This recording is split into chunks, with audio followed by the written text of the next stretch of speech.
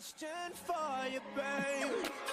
If it ain't love, why does it feel so good? Why does it feel so good? Hey, what is going on, everyone? Welcome back to another Clash Royale episode. So, today we're gonna be doing the 2v2 battles, right? And the 2v2 honestly is like my favorite game mode right now because it's just so unique. It's not like you just pick different cards for draft. Don't get me wrong, I love draft. And yeah, my friend here, Liberator, he recently joined the clan like 2-3 days ago maybe. Correct me if I'm wrong, dude. Just yeah. So we paired up for the 2v2 here just to try and have a bit of fun, and he suggested using, I don't know, this bait deck, I guess. We worked on it together, and normally I run this really weird but annoying Royal Giant deck. I know, Royal Giant, I know it's cancer and stuff, but I gotta admit, the Royal Giant for this 2v2 event thing, it's really effective, honestly. And in some of the matches, we actually both ran the Royal Giant, so we both just dropped Royal Giants on both lanes at the same time, simultaneously, ×2. I'm not gonna say the rest, just because some of you might not be cool with that, or your parents will. But yeah, so we dropped Royal Giants at the same time, and in this match here, we're both just running these Goblin Barrels, I guess. Yeah, so it's just all about punishing your opponent for their little mistakes, and they really overcommit here. They just fireball everything, and we just get lightning value, honestly. I wasn't sure if we'd hit the support troops there, but we managed to just lightning down that just barely there. And before they could really do much, we'd already cleaned up their minions incoming and the Hound. So if you look at our tower compared to theirs, they haven't really touched our tower really. So we're sitting pretty good here for the match, and it's just gonna be an uphill climb for them. So he was like, alright, I'll go Battle Ram. And I sent these Fire Spirits here just to get rid of the Tombstone a little bit quicker and the skeletons that spawn.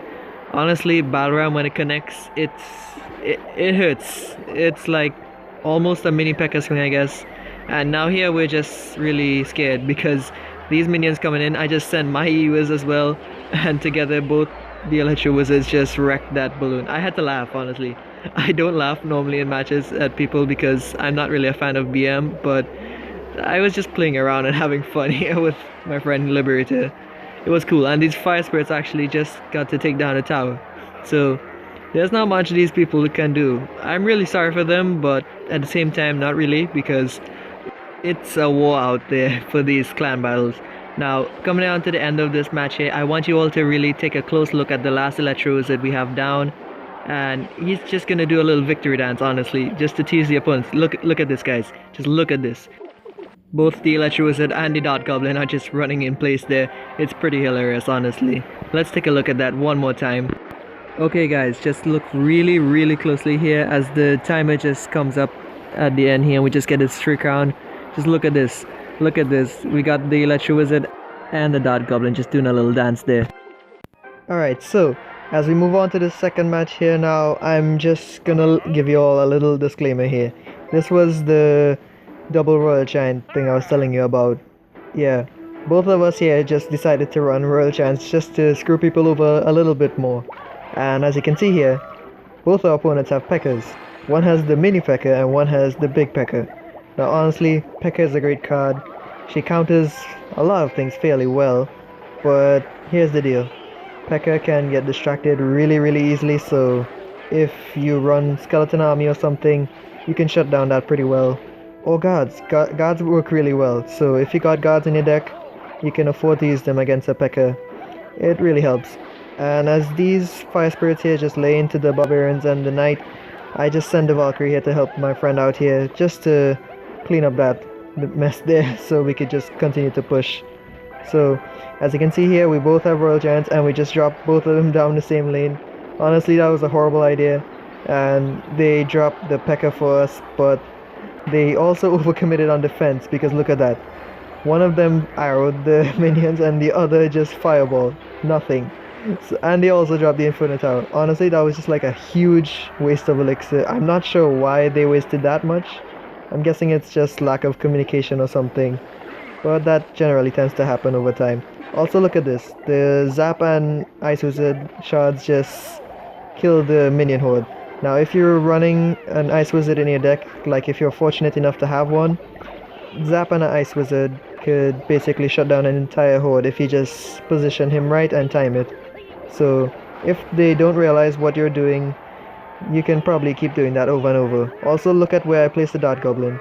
If you place the Dart Goblin like on the corner tile of the bridge, it'll probably outrange the buildings that you're trying to kill and not get killed by the arena tower. So 2v2 is being really hectic here, but the Royal Giants, yeah, the Royal Giants is just screwing these people over here because we're just getting that constant chip damage and they can't even make a proper push anymore. Also guys, I'm aware that the audio and visuals are just lagging a little bit. I'm really sorry for that, honestly. It happens at times because of my phone and stuff, but what you gonna do, right? So with the tornado there and the Dart Goblin, that horde gets no shots whatsoever and they just get swarmed here. Honestly, the Inferno Tower just went down so fast and we got these just spam troops here just coming in for them, and there's not much they can do. Try as they might, everything's just getting shut down, and we have 3 of the Royal Giants. We call them the Royal Trumps here, and we're just gonna build a wall and make them pay for it. Honestly, it was hilarious, and they couldn't even get back to their fireball just in time because the timer ran out. So unfortunately for them, they had to sit with that loss. So we'll get right into the next fight in just a sec, guys. Okay guys, so as we start off this match here, it is actually going to be a guest fight from my friend Darian. He's been a long time member of the clan. He's even been in the original clan before me, welcomed me with open arms. Thank you bro for all the support and all the other co-leaders and members who were there before me and even after. So, I know you all visit this channel often just for the laughs and things sometimes. So, I'm prepared to give you that all the time. As soon as I get a chance, I'm always going to bring you some really fun content, and I hope you all just really enjoy that. So my bro Darian here just arrows down that minion horde there, gets a little bit of a value trade because it's like a 3 for 5 trade there, so he's gonna just build an elixir advantage. Now look at this, right guys?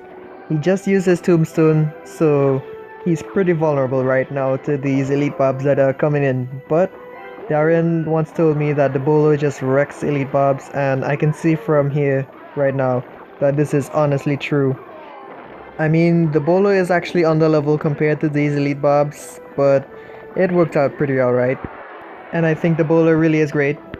The knockback effect, it's just like constant logs, so his opponent here has to address the bolo because it'll just get so much cheap damage, what am I saying? I'm sorry, I really didn't mean to say that just now, but yeah, the bolo is just gonna stall and be the bane of this guy's existence, honestly. The knockback effect is great, and honestly, the fact that it just goes through troops like the Royal Giant, War Giant, etc., it's just a really interesting mechanic, honestly. It's like Splash, but in a different sense. So, as the tower goes down here, my bro has to just come back into the game, and with double elixir approaching, he's really considering whether or not to push into the same lane or not. But as we can see here now, he starts off the bowler suspecting that they'll try to go for the 3 crown. And boy was he right about that. So that actually saved him there a little bit from opening up a whole kind of whoop ass there on himself. I mean, no offense, the elite bobs need a nerf. For any elite bob users out there, I'm pretty sure you can agree with me. They are just a tad bit too strong, and if you don't agree with me, I think you're lying to yourself, honestly, because much like the Royal Giant, you just have to spend more than 6 elixir. I mean, am I right, folks? For those of you out there fighting these cards on a regular basis like myself, think about it. Your opponent uses 6 elixir and you spend like, what, 10 elixir just trying to counter it sometimes because your deck doesn't counter those cards specifically. So my bro here just takes the 1 crown there with the lightning, and honestly, he's trying his best to get rid of all those troops incoming, and he knows the Royal Giant is going to come too, so he places the tombstone right next to it and suspects the Goblin gang, so he just logs everything away. And the Inferno Dragon, now this was actually the Mega Minion before. He switched out and said he had great success. He always ran arrows anyway, you take it before, so it wasn't too much of a difference now. Honestly, I've been trying to do the same thing too on my third account. I've been running Inferno Dragon and it's been working great. So look at this, guys.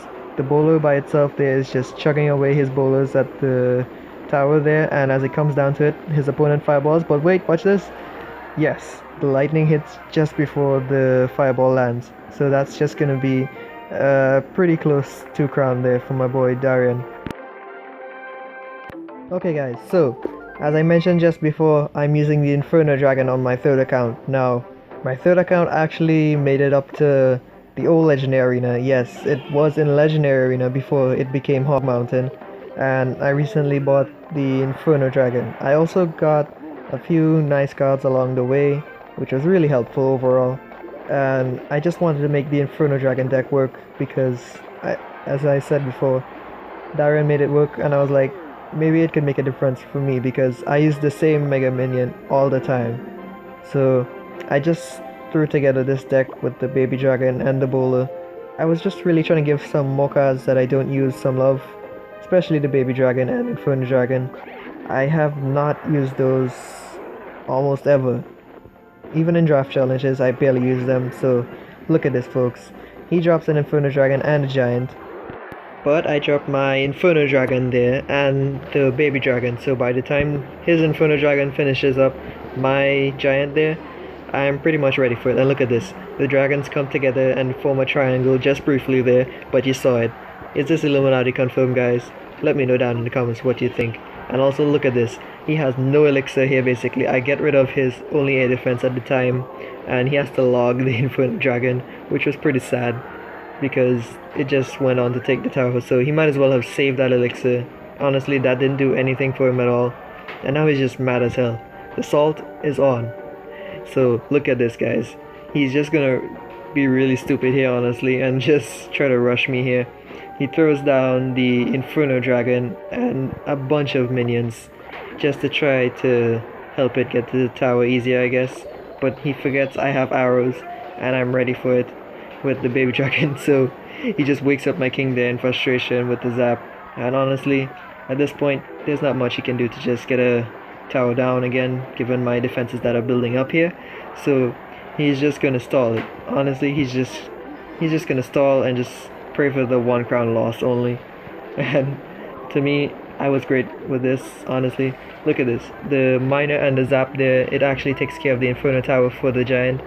If you're having trouble with Inferno Towers and you run miner in your deck with the Giant and you have zap, you can try that, guys. It's a really tricky or crafty move to do, but it works, and honestly it can frustrate people if they aren't expecting it.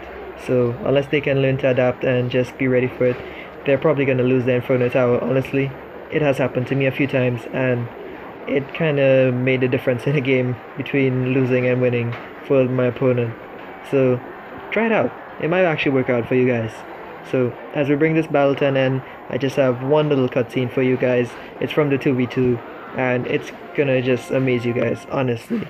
I hope you all will just stick around just for a little bit longer, and we'll get right into the next scene in just a sec. Okay guys, so we're on to this last match here, and I just cut most of the details here because honestly the recorder again, my bad guys, it's just lagging like hell. It was working fine honestly when I recorded it, but yeah, my opponent here, my opponents, they're just trying to defend us here and just chip away at our tower, just what's left of it honestly. But in the coming moves, you'll see something that really just takes your breath away, honestly. Let me just ask you all a question. How many Inferno Towers does it take to kill one Royal Giant? Just answer that for me guys if you can down in the comments below, and let me know what you think. So, as we go on closer to the scenario what I want to show you all, my partner Lo and I here, we just dropped the Royal Giant and the Knight simultaneously here, so that the Knight would get just tanked for the Inferno Tower. And look at this, they both panic here and drop both their Inferno Towers, and both of them were just out of reach. So honestly, that's just amazing for us here, because our towers were really low and our opponents here were just killing us this whole time, but we just managed to just make that epic comeback because of their stupid mistake. And they can't really get back to their poison or anything to finish us off because they're just too busy defending, and that's just gonna be a good game, guys. So I really do hope that you all are enjoying these videos here that I put out for you all. It means a lot that you all still support this channel, so thanks again for stopping by again, everyone, and I'll see you all in the next episode. Peace out.